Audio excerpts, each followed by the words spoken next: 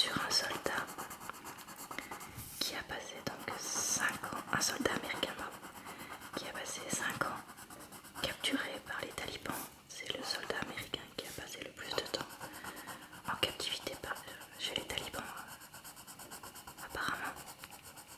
Et en fait, il y a donc un échange entre les Américains et les talibans le libèrent.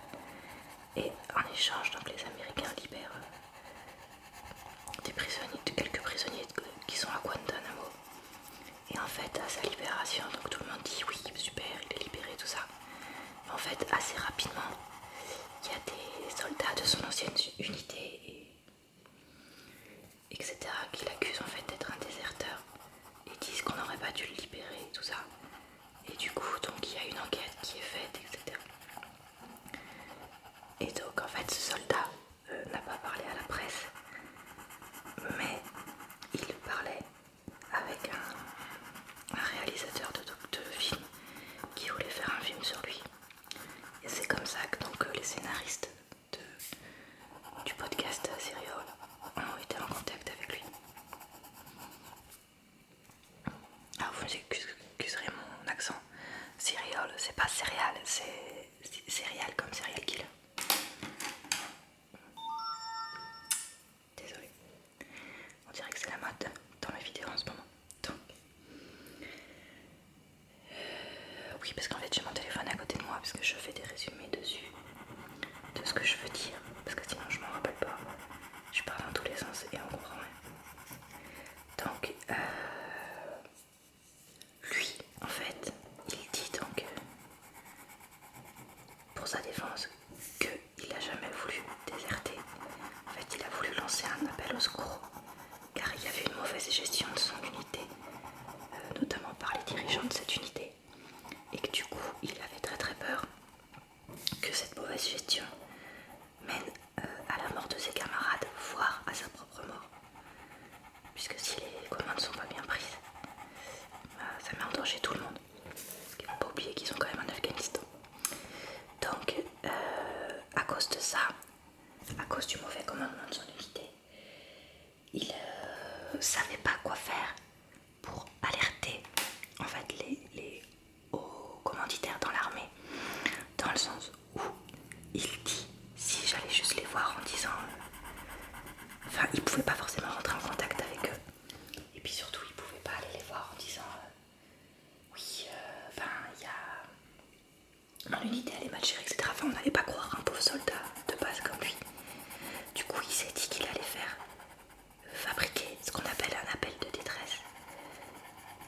Je sais plus comment il l'appelle en anglais, mais en gros c'est quand il y a un soldat qui est absent, qui est disparu. Il y a cette espèce d'appel qui est mis en route pour dire le soldat machin est disparu, il faut le retrouver, tout ça.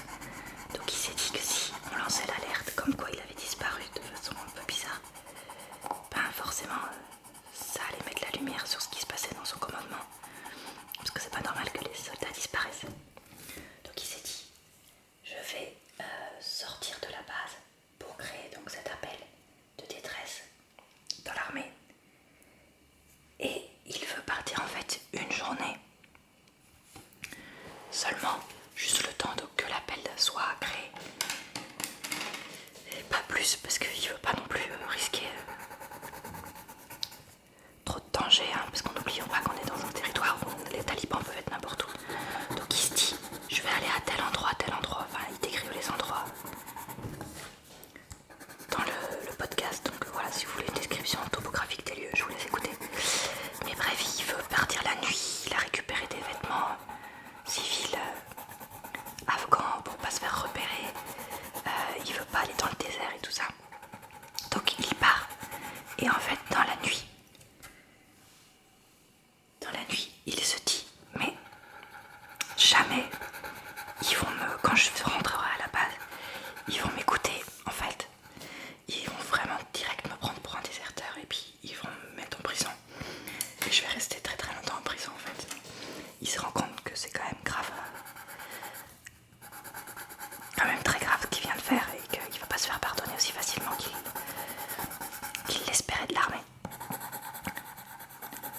Du coup, il se dit que je vais aller... Il veut aller où déjà?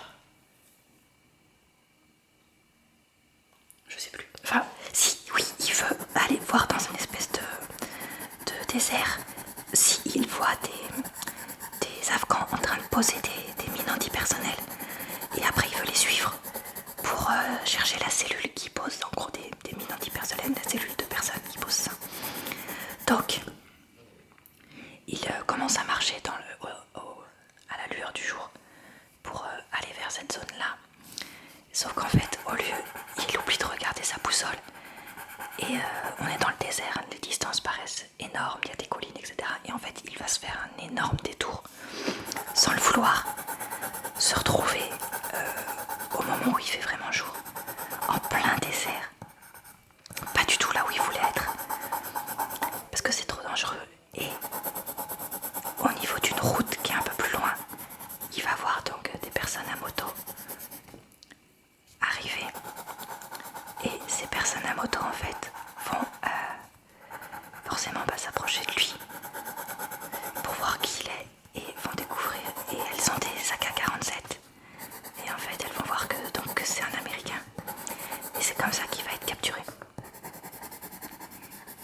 Voilà.